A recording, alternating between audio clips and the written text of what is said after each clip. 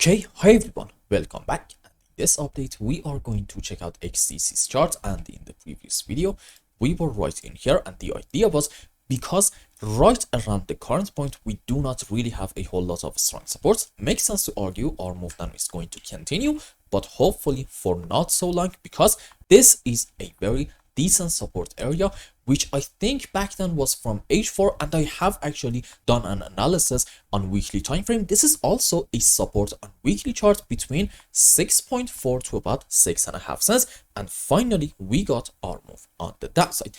Now the shape of this move from my point of view is a bit questionable. Why is that?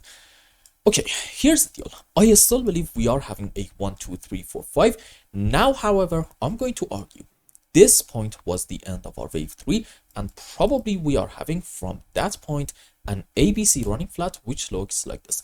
This is our initial move up into a correction for wave B, and another move up into our C leg. And for wave B, we must take this initial low, and for our C leg, we shouldn't take the height of our A leg. This is a running flat. And in terms of the sub waves, ABC up into A, ABC, or maybe a WXY down into B, not really that important in my opinion, and a 5-8 on the upside into our C leg. And by the way, if you are wondering why am I explaining these things a bit slower, that's because one of you guys said I talk a bit fast, so I should go slower, and here we are. Okay, I believe there's a very good chance this is 1 2 3 4, another move up into wave 5. Also starting from this point, we may have an A B C zigzag down. This might be an ABC on the upside, and well, on a higher degree, odds of having an ABC flat in my opinion are quite high, which this is going to be into our wave 4, and this is the current challenge that we may have in XDC. You see, for our wave 5, we need to be able to find a 1 2 3 4 5, and in terms of the sub waves, you know it if you are a regular viewer. 5 wave down into wave 1, 3, and 5. Okay, and for wave 2 and 4, we can have different counts. Let's say maybe, yeah, sure, okay. An A, B, C, D, E, a triangle into wave 4, and yes, a WXY into wave 2. Let's go on the live chart and see what is happening. And so far, I do not believe that I'm able to find an impulse in here. I'm thinking there's a good chance this is a wave 1 followed by a correction for wave 2, and we may have 1 2 3 4 5 wave down.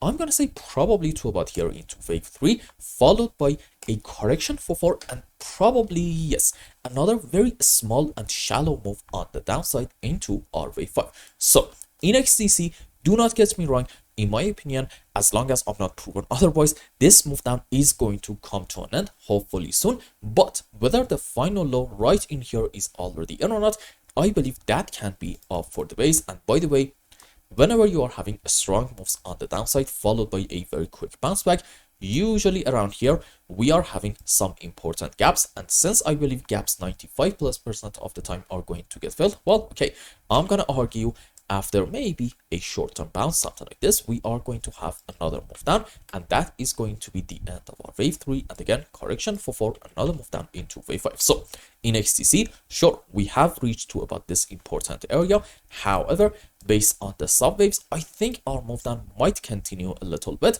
and overall, as long as we are not taking the lowest low down here about, let's say, exactly the 6 cents area, I think any kind of move down should be interpreted as a correction and not an impulse, indicating after it's over, we are going to have a continuation of our whole uptrend, starting from the lowest low all the way down here about, let's say, 2.1 cents. And I hope I explained everything well and you understood what is going on in XDC's chart. And until the next update, I hope you have a wonderful time. Goodbye.